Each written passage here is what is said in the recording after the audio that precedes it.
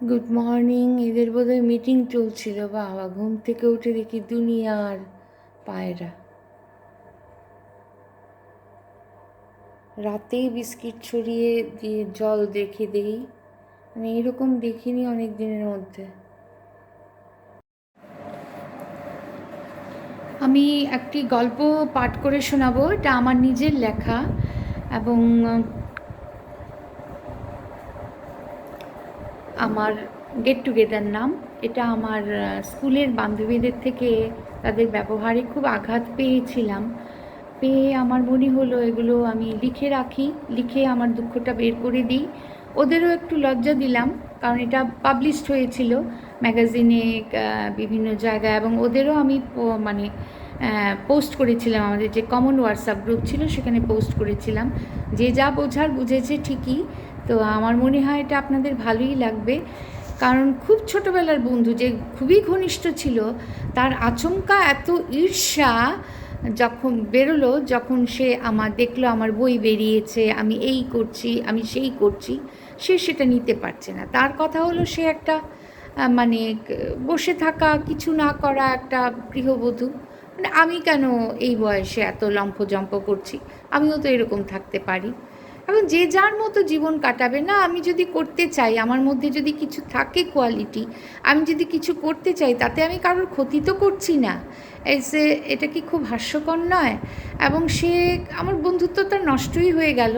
আমি খুব মিস করি ওকে। আমার খুব ছোটোবেলা, ক্লাস 6 থেকে একদম দীর্ঘ এত বছরের বন্ধুত্ব, এই গত কয়েক বছরে সেটা নষ্ট হলো।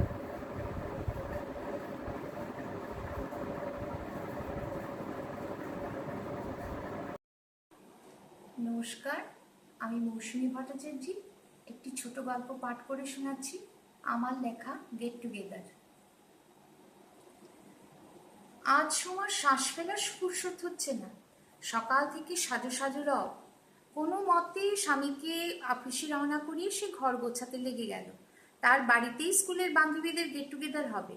সবাই একই শহরে থাকে, তো মাঝে মাঝেই তারা কারো বাড়িতে একত্রিত হয়ে আড্ডা দেয়। হই হুল্লোড়ে মনেই থাকে না যে তারা 50 পেরিয়েছে। সবাই জীবনে প্রতিষ্ঠিত, ছেলে মেয়েরাও বড় হয়ে স্থিত হবার পথে। বেশ লাগে বাল্য বান্ধবীদের খুনসুটি, পেছনে লাগা। আজকের প্রধান আকর্ষণ পৌলুমি। ও কাতারে থাকে, সেখানে এক ইন্ডিয়ান স্কুলে অঙ্ক শিক্ষিকা। কলকাতায় গরমের ছুটিতে এসেছে, তার রবীন্দ্রসঙ্গীতের সিডি বেরোচ্ছে। রেকর্ডিং করতে এসেছিল। বহু বছর পরে পৌলমীকে খুঁজে পাওয়া যায় এক সোশ্যাল মিডিয়ার মারফতে। নিয়মিত গান পোস্ট করে পৌলমী, তাদের সবার খুব পছন্দ ওর গান। আজও কয়েকটা শোনার ইচ্ছে আছে। পরিবেশ যাতে রাবীন্দ্রিক লাগে, সোমা রজনীগন্ধা স্টিকগুলো জলে ভিজিয়ে রেখেছে। খাবার এক পরিচিত রেস্টুরেন্টে অর্ডার দেয়া আছে, সময় মতো এসে যাবে।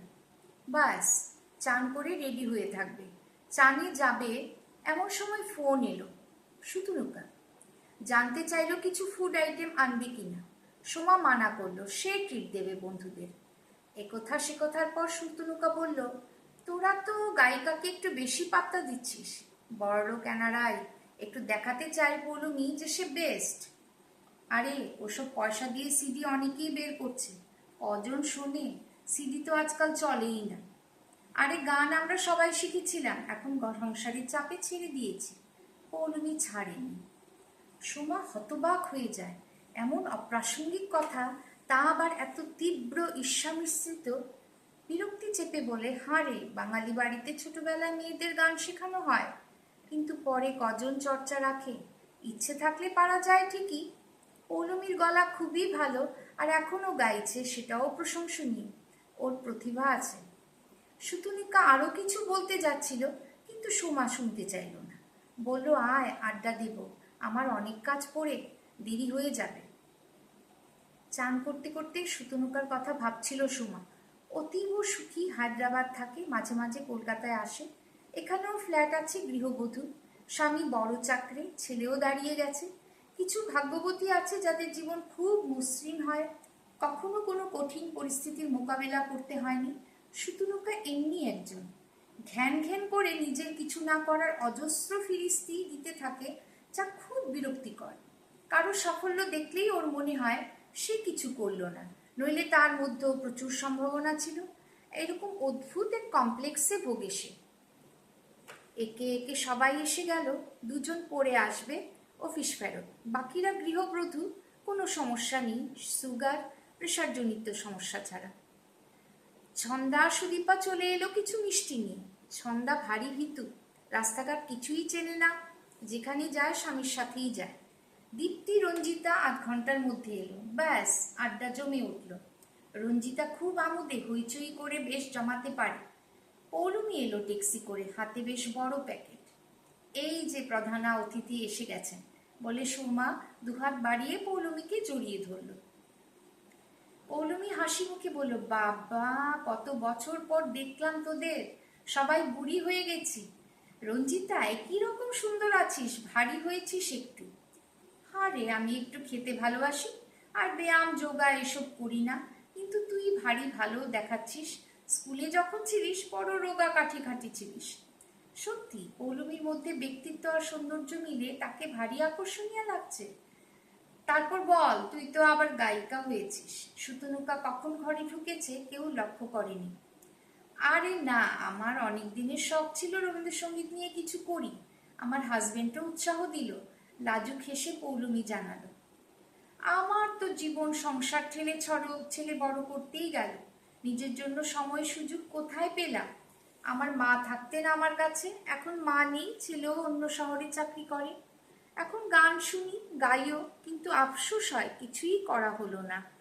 শুতনুকা বলল, নিজের অভিজ্ঞতা থেকে বলছি, সময় সুযোগ কেউ দেয় না, নিজেকেই করে নিতে হয়। মৃদু হেসে পৌলুমি বলল, সে তুই বলতে পারিস, তোকে তো আর আমার জীবন কাটাতে হয়নি, সব কিছুই করছিস, চাকরি গান। রাগত ভাবে বলল শুতনুকা।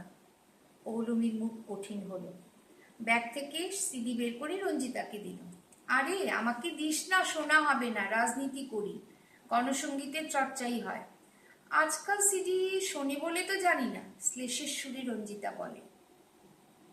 শুতনুকা রঞ্জিতার মধ্যে অর্থপূর্ণ দৃষ্টি বিনিময় হয়, বাকিরা কেউ উৎসাহ দেখায় না। রঞ্জিতার অদৃশ্য লিডারশিপ চলে বান্ধবীদের মধ্যে। পৌলুমি একটু ম্লান হয়ে যায়, কিন্তু নিজেকে সামলে নিয়ে বলে, ঠিক বলেছিস, সিডি চলে না, ইউটিউবে দেয়া আছে, আরও কিছু অনলাইন সাইটে আমি লিংক দেব। সিডিগুলো আমি এমনি দিচ্ছি, মেমেন্টো হিসেবে রেখে দিস। গান তো সবাই শুনিস, আমার শুনে বলিস কেমন লাগলো। সবার হাতে হাতে সিডি দিয়ে বলল, আমি খুব পরিশ্রম করে এই জায়গায় পৌঁছেছি, খুব কঠিন এক জীবন কাটিয়ে, আর এ নিয়ে ঘ্যান ঘ্যান করা আমার ভালো লাগে না। আর রঞ্জিতা, গণসঙ্গীতের সাথে রবীন্দ্রসঙ্গীতের কোনো বিবাদ তো নেই, রেখে দে, কখনো ইচ্ছে হলে শুনবি। ও হ্যাঁ, আরেকটা কথা, পরশু সকাল 8টায় ডিডি বাংলা খুলিস, আমার গান আছে। আমার সকালে সময় হবে না, যা কাজ থাকে রঞ্জিতা জানা। আমি তো ফ্লাইটে থাকবো, হায়দ্রাবাদে এইসব চ্যানেল পাই না, বাট অল দ্য বেস্ট। কাষ্ঠ হেসে শুতনুকা বলল। ছন্দা ভাবছিল কিছু বলবে কিনা, রঞ্জিতা যদি বিরক্ত হয়, তাই ভেবে কিছু বলল না। সবসময় হাওয়ার দিকেই থেকেছে, বিপরীতে যাবার সাহসে রাখে না। শুধু সুদীপা আর সোমা জানালো ওরা অবশ্যই শুনবে। অন্য প্রসঙ্গ উঠল, মস্করা, শাড়ি, শপিং। কিছুক্ষণ বাদে মনীষা এলো, ঝাঁঝিয়ে বলল, এই তোরা রবিবার ছাড়া কেন এসব রাখিস, আমার কথা একটু ভাবিস না। মনীষা সরকারি পদস্থ অফিসার, খুব সুন্দর করে সাজে, ঘরে বাইরে এত দায়িত্ব, এত টেনশন, বন্ধুদের মাঝে কিছুক্ষণ ভুলে থাকা যায় সব। ভাবে বেশ তো আছে এই গৃহবধূরা, এদের স্বামীরা সব সামলায়। ঋণ ঋণে ঈর্ষা অনুভব করে, টেনশন আর দুঃখ লুকাতে মেকআপ চড়া হয়েছে দিন দিন। মদ্যপ স্বামী, রুগ্ন শাশুড়ি, ছেলের কেরিয়ার। পৌলুমি ভাবে এরা তো দেশে বেশ আছে, সে সেই সুদূর বিদেশে থেকে সবকিছু মিস করে। আর যেমন ভেবেছিল তেমন হলো কোথায়, খুব সাদর উষ্ণ অভ্যর্থনা তো পেল না। ওই নেকি চণ্ডীকে নিয়েই রঞ্জিতা আদিক্ষেতা করে, দুটিতে খুব ভাব। শুতনুকা তারও ভালো বন্ধু ছিল, কিন্তু এখন কি ঈর্ষান্বিত, কবে থেকে এত দূরত্ব তৈরি হলো। সোমা খাবার সাজিয়ে নিয়ে এলো, পৌলুমিকে গান গাইতে বলবে ভেবেছিল, কিন্তু পাবলিকের মুড দেখে প্রস্তাব আর দেয় না, তাকে এই বান্ধবীদের সাথে থাকতে হবে, নইলে বড় একা লাগে। সন্ধ্যা নামে, ছন্দা উসখুস করতে থাকে, বাড়ি যাওয়া দরকার, সবাই কত কিছু বলছে। স্বামী, ছেলে মেয়ে, চাকরি, বেড়ানো, তার কিছুই নেই বলার। অনেক বেশি বয়সে বিয়ে হয়, চাকরিও করে না, ছেলেপুলেও নেই। প্রচুর হই হুল্লোড়, খাওয়া দাওয়ার পর গেট্টু সাঙ্গ হলো। গৃহকর্ত্রী গেটে দাঁড়িয়ে সবাইকে বিদায় জানালো। রঞ্জিতা একটু টয়লেটে গেছিল, সব শেষে সে গেল। সোমা বেশ পরিতৃপ্তির সাথে ডিনার করতে করতে স্বামীকে বিবৃতি দিচ্ছিল। পৌলুমির সিডি বাজছিল ওর মিষ্টি গলায়। মনে কি দ্বিধা, এক আবেশ সৃষ্টি করেছিল। সোমার স্বামী ডিনার সেরে সিগারেট ধরিয়ে বলল, তোমার বান্ধবীদের মধ্যে ক্লিপ্টোমেনিয়াক কে? তাকে আর আসতে না দেয়াই ভালো। কি? কে? সোমা অবাক হয়ে বলল, কেন, প্রথম শুনলে? গুগল ঘেটে দেখো। ড্রয়িং রুম থেকে একটা দামি এন্টিক পিস দেখছি না, সকালেও ছিল। কার গ্লাসের এত সুন্দর জিনিসটা। সোমার সাথে সাথে স্মার্টফোনে মানি দেখে নেয়। অবাক হয়ে ভাবে, এ কার কাজ হতে পারে? তবে কি? কাল সকালে সুদীপাকে ফোন করবে, ওর কাছে সবার হাঁড়ির খবর থাকে। ছি ছি, এক স্ক্যান্ডেলের বিষয় পেয়ে চাঙ্গা লাগে, অপেক্ষা করে পরের দিনের।